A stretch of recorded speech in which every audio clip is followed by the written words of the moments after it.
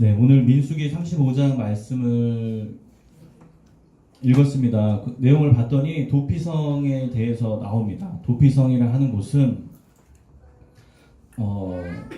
구약시대 때는 율법이 있었어요. 어떤 거냐면 피에는 피, 눈에는 눈이라는 어떤 율법이 있었어요. 그래서 제가 다른 사람을 해치면 그 사람의 가족이 저에게 와서 복수를 하려고 저를 해쳐도 그것은 정당화된다는 약속과 그런 문화가 있었어요.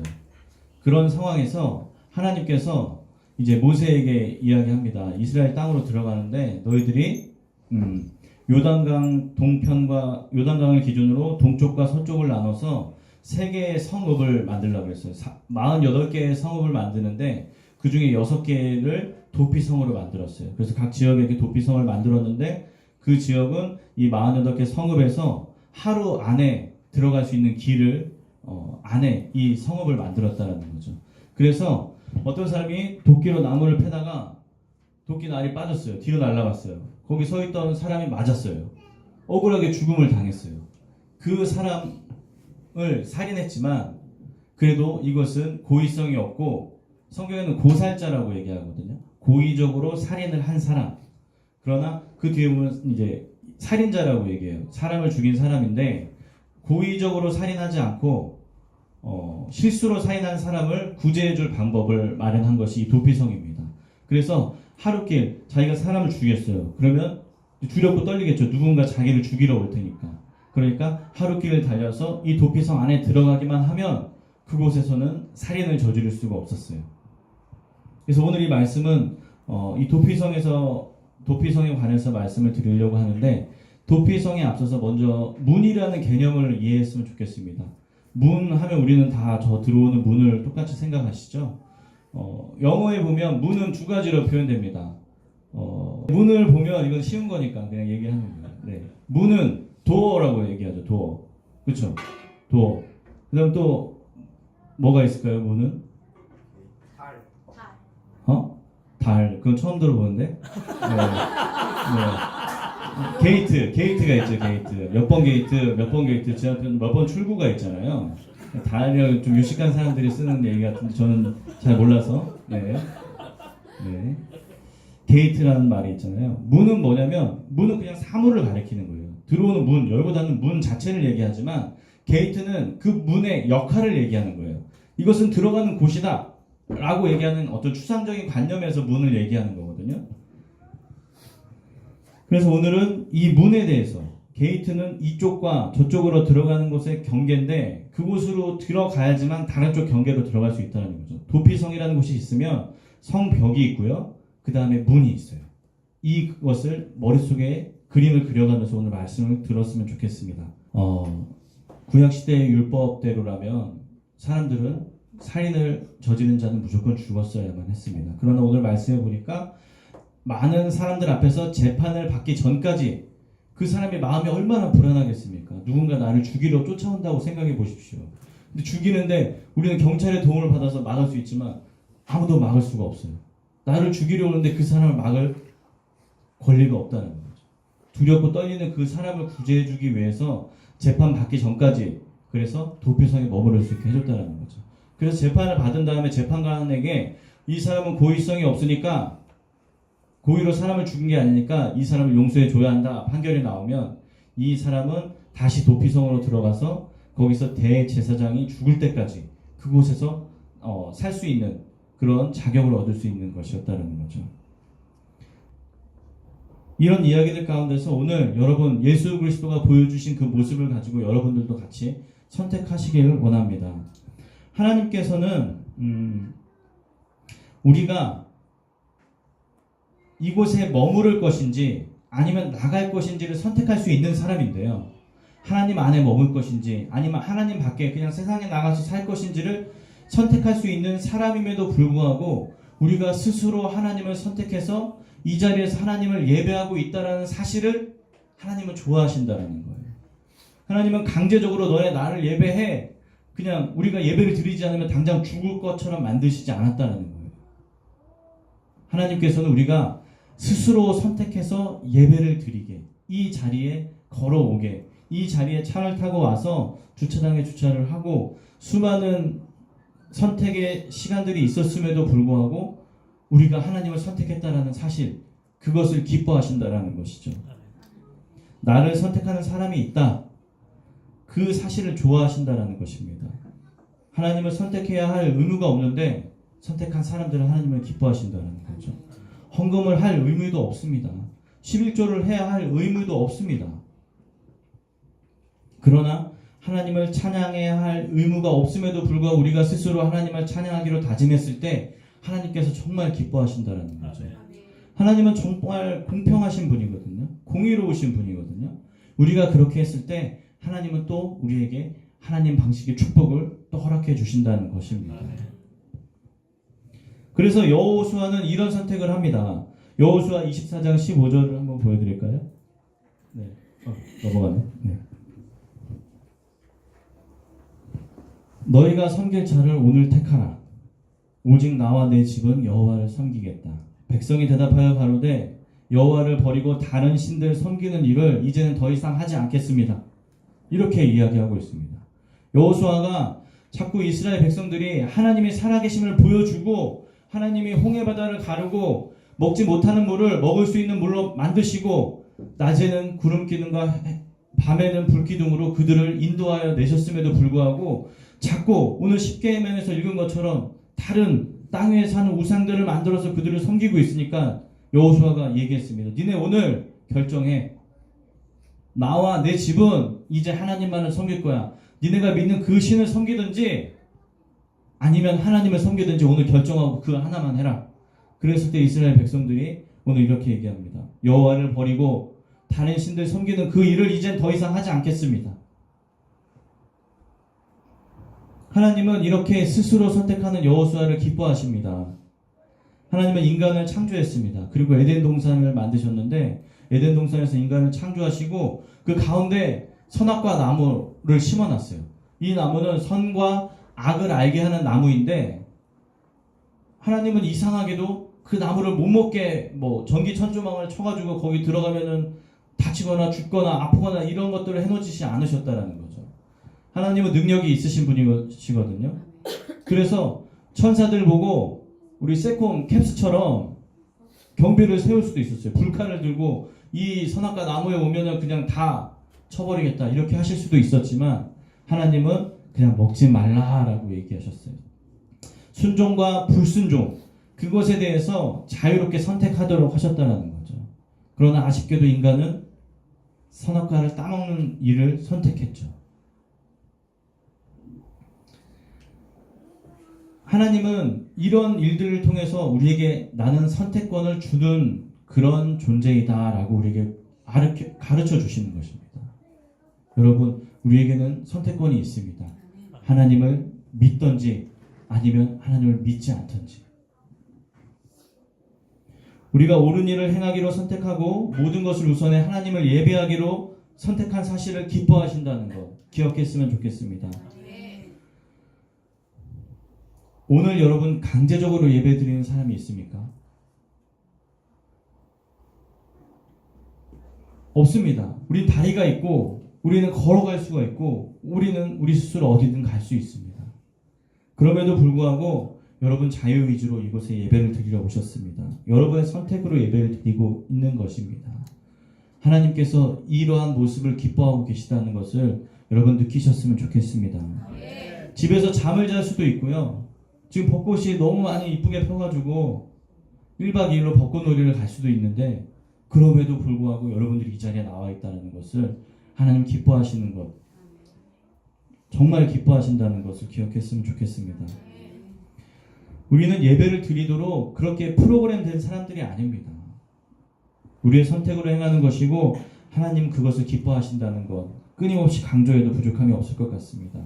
우리가 힘든 한 주를 보내면서 너무 지치고 일이 잘못돼서 뭔가 틀어지고 괴로울 때 그럴 때도 하나님을 찾아와 두 손 모아 기도할 때 그때 하나님 기뻐하신다는 것입니다.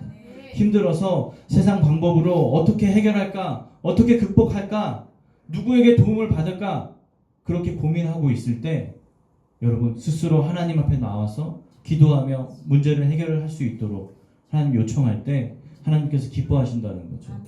너 왜 이렇게 힘들게 왔어? 이렇게 꾸짖으시는 분이 아니라 그래, 야, 네 스스로 나를 선택해서 왔다는 그 사실이 나는 너무 기쁘구나. 너의 문제가 뭐니? 나에게 이야기해봐라. 그렇게 다 들어주시는 분이십니다.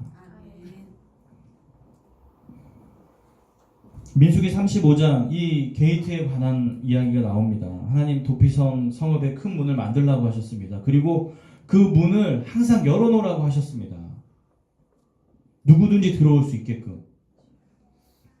그래서 끔찍한 살인을 실수로 저지른 사람이 엄청 빠르게 달려가서 그 문에 들어가서 그곳에 있기로 작정한다면, 그곳에 있기로 선택한다면 그는 그 생명의 위협으로부터 벗어날 수 있다는 거죠. 여러분, 오늘 여러분 예수 그리스도 앞에 달려가기로 선택한다면 여러분들 인생의 문제, 앞으로 영원을 살 그 인생의 문제 가운데 천국이든 지옥이든 어디든 가게 될 텐데 그곳 가운데 예수 그리스도 앞에 달려오기만 하면 우리는 구원의 문제까지도 해결받을 수 있다는 것입니다. 아멘. 여러분, 그 도피성까지 도망가는 사람의 마음을 생각해 보십시오. 누군가 나를 죽이려고 쫓아오는 그 불안감, 그 답답함, 내 가족이 또 몰살당하진 않을까, 내 가족을 해치진 않을까, 그 두려움이 그를 사로잡습니다. 당시 제도가 그러했습니다. 그것이 정의였고 그것이 약속이었다라는 거죠. 하지만 그가 마침내 도망을 가서 가족과 함께 도피성에 들어갔습니다. 그곳은 그 누구도 나를 해할 수 없는 곳입니다. 평화로운 곳이고 평안을 얻을 수 있는 장소입니다. 오늘 말씀은 이 도피성이 바로 예수 그리스도라는 것입니다. 성경에 이런 이야기가 있습니다. 하늘나라에 갈 수 있는 방법이 있는데 그 방법은 나는 길이요 진리요 생명이니 나로 말미암지 않고는 저 하나님 아버지께로 나아갈 자가 없느니라고 이야기하십니다. 여러분, 예수 그리스도 앞에 나아갈 때 그때 우리는 하나님 품으로 갈 수 있다는 사실을 기억하시길 바랍니다. 그 문을 통과하여 들어가기로 선택합니다. 어떤 느낌일지 상상해 가십니까? 살았다는 안도감이 들 겁니다. 도피성은 안전한 곳이며 안식처이며 보호를 받을 수 있는 곳입니다. 성경에 이야기합니다. 시편의 91편 1절 2절에 이렇게 얘기합니다. 지존자의 은밀한 곳에 거주하며 전능자의 그늘 아래에 사는 자여, 나는 여호와를 향하여 말하기를 그는 나의 피난처요 요새요 나의 의뢰하는 하나님이라. 잠언 18장 10절에도 이렇게 얘기합니다. 여호와의 이름은 견고한 망대라. 의인은 그리로 달려가서 안전함을 얻느니라. 네. 여호와 앞에 달려가서 안전함을 얻는 것. 성경은 우리 하나님이 피난처가 되시며 고난의 때에 도움이 되신다고 얘기합니다. 우리에게는 죄책감과 또 우리 인생의 끝날에는 심판이 있습니다. 이 사람이 예수 그리스도를 믿었느냐 안 믿었느냐에 따라서 천국이라는 장소와 지옥이라는 장소에서 영혼의 삶을 산다는 것입니다. 어서 도피성으로 들어오시길 원합니다. 예수 그리스도의 품 안으로 들어오시길 바랍니다. 예수 그리스도께 나아오시길 바랍니다. 교회 안에 머무르시길 바랍니다. 하나님 앞에 나아오시길 바랍니다. 그분의 거룩함 앞에 나아오기로 결정해야 합니다. 그래야 여러분이 피난처와 안전한 곳에 거하게 됩니다. 예수 그리스도가 없는 도피성 밖은 우리를 괴롭히고 우리를 아프게 하는 장소입니다. 몸과 우리의 삶이 아니라 우리의 영혼을 아프게 하는 장소라는 것입니다. 그리스도 안에 있으면 우리는 안전합니다. 성경에 이런 사람의 이야기가 나옵니다. 아브넬이라는 사람이 나오는데요. 이 아브넬이 누구냐면요, 다윗이라는 사람이 있었고요, 사울 왕이라는 사람이 있었습니다. 근데 사울 왕이 하나님을 제대로 믿지 않아서 하나님께서 이제 다윗이라는 새로운 왕을 세우기로 했어요. 그것을 안 사울이 다윗을 죽이려고 했어요. 그러나 하나님을 믿는 사람들이 하나님의 말씀을 쫓아서 다윗을 왕으로 세우려고 두 패로 나눠져서 싸우고 있었습니다. 그때 아브넬이라고 하는 사람은 누구냐면 사울 왕의 장군이었어요. 그리고 다윗 밑에 장군이 있는데 누구냐면 요압이라는 사람이었어요. 근데 어느 날 전투를 하다가 이 아브넬이라는 사람과 요압의 동생이 싸움을 붙었는데 아브넬은 기회주의자였어요. 그래서 사울 왕을 버리고 언제든 다윗에게 달려고 하는 사람이었는데, 그래서 요압 장군의 동생을 죽이면 모든 일이 틀어질 수 있으니까 그 동생의 이름이 지금 생각나지는 않는데, 동생을 죽이지 않으려고 동생에게 경고를 했어요. 나를 쫓아오지 마라. 나는 너를 죽이고 싶지 않다. 그러면서 창을 거꾸로 돌려서 찌른 게 아니라 거꾸로 돌린 창으로 쳤는데 그 동생이 죽고 말았어요. 그러면서 이 요압 장군이 이 아브넬에게 율법대로 이제 살인한 자니까 이제 죽이려고 했어요. 요압의 문제점은 뭐냐면 전쟁 중에 죽인 상황이었음에도 불구하고 율법을 대해서 아브넬을 죽이려고 했습니다. 그러다가 이제 아브넬이 기회를 보다가 다윗을 찾아왔어요. 다윗을 찾아와서 사울 왕의 상황이 이러이러하다 이렇게 얘기하면서 다윗이 그냥 그 상황을 무마하고 돌려보냈어요. 아브넬을. 요압이라는 왕이 아브넬이 왔다 갔다라는 사실을 알고 이 아브넬을 잡으러 쫓아갑니다. 그때 아브넬이 도망간 곳이 어디냐면 헤브론이라고 하는 성읍인데, 그곳은 어디냐면 도피성이에요. 도피성으로 들어갔어요. 그리고 요압이 쫓아갔습니다. 그러면서 말씀에 뭐라고 얘기하냐면 요압이 아브넬에게 이렇게 얘기합니다. 그에게 부드럽게 얘기해서 부드럽게 이야기를 해서 그를 밖으로 꼬드겨냅니다. 야, 얘기 좀 하자. 야, 그냥 너 아무나 하려는 거 아니야. 그냥 너랑 좀 얘기를 하고 싶어. 잠깐 나와봐. 나와봐. 그랬을 때 이 아브넬이 요압의 말을 듣고 쫓아나갑니다.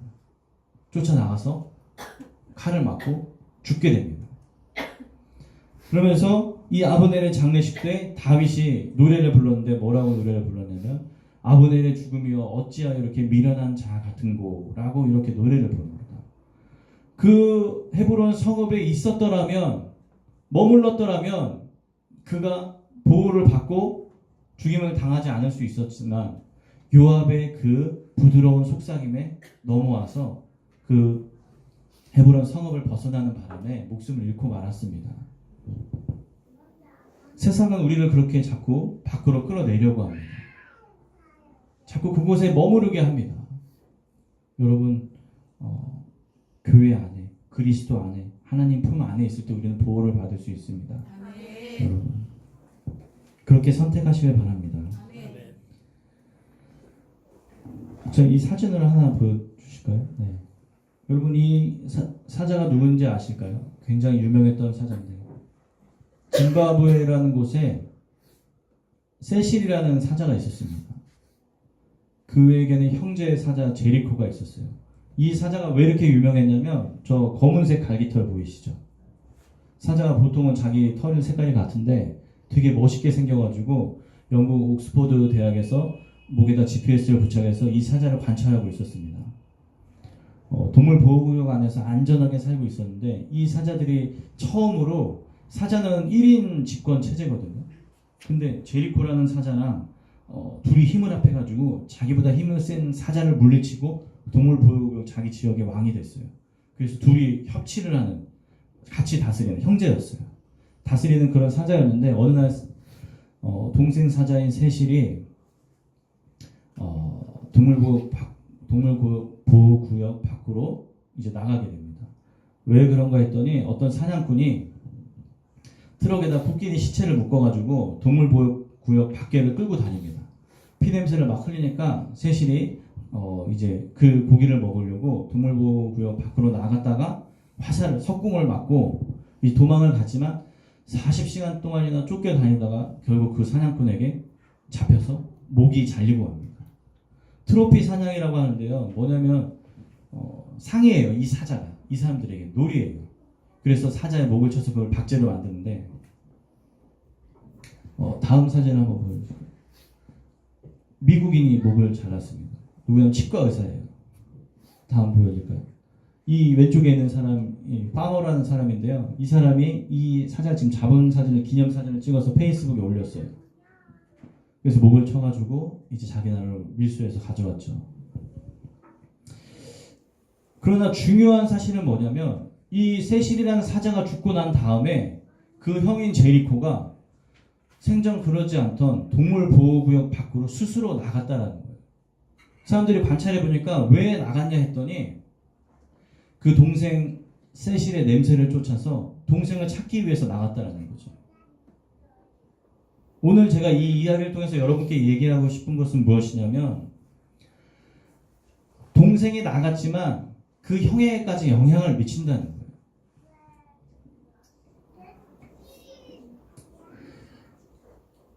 여러분이 밖으로 나가면 그것은 여러분의 형제, 자매와 가족에게까지도 친구에게까지도 영향을 미친다는 거죠. 여러분이 하나님 품에 머물고 교회 안에 머물고 그리스도 품 안에 머물러서 신앙생활을 하면서 잘 생활하면 좋겠지만 어느 순간 우리에게 시험이 찾아오고 어느 순간 우리에게 무기력함이 찾아오고 어느 순간 우리에게 예수 외에 다른 것이 보여서 세상 밖으로 나가는 순간 우리의 모습을 본 같은 우리의 기독교인들이 영향을 받는다라는 거예요. 그래서 우리가 똑바로 하나님을 믿지 않으면 우리의 모습을 보고 많은 크리스찬들이 또 믿지 않는 사람들이 영향을 받는다라는 것입니다. 반대로 얘기하면 여러분 내 한 사람의 교회를 나옴으로써 우리 가족이 내 동생이 내 형제가 내 자매가 하나님께로 나아올 수 있는 영향을 받을 수 있다는 것입니다. 내가 하나님 품에 거하기로 선택할 때 그 영향력이 내 주변에 끼친다는 것입니다. 우린 조심해야 합니다.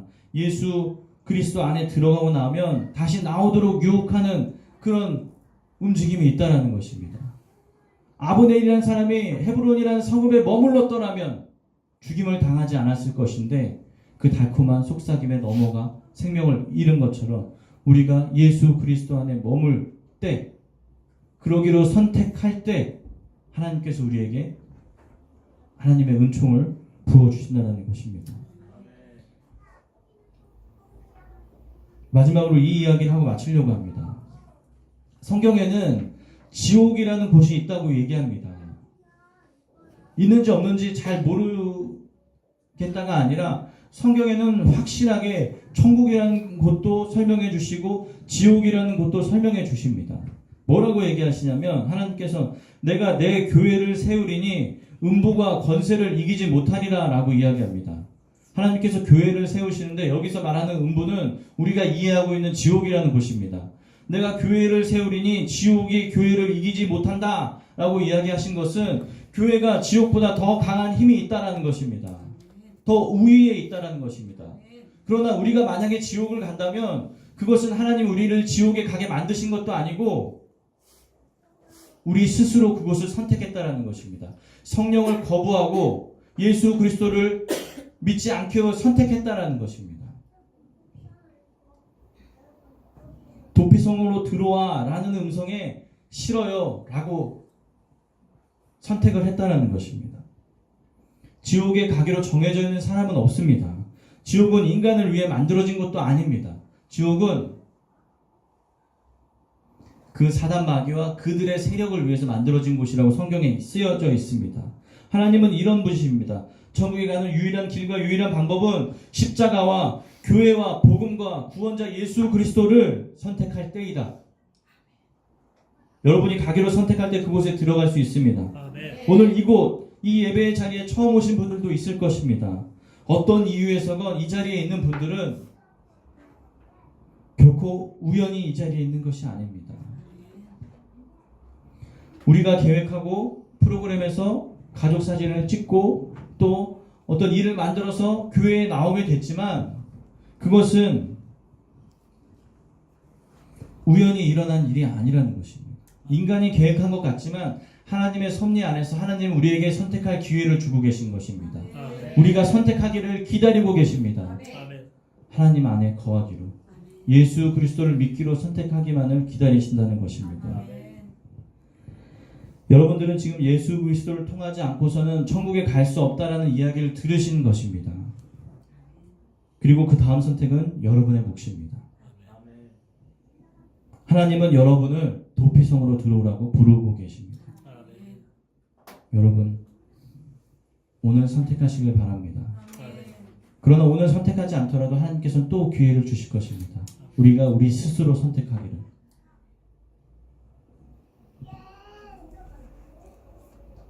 오늘 말씀을 기억하셨으면 좋겠습니다. 도피성으로 들어가는 것은 본인이 선택해야 한다는 것. 그리고 우리가 이 자리에 있기로 선택한 것처럼 하나님은 또 우리를 더욱 기뻐하신다는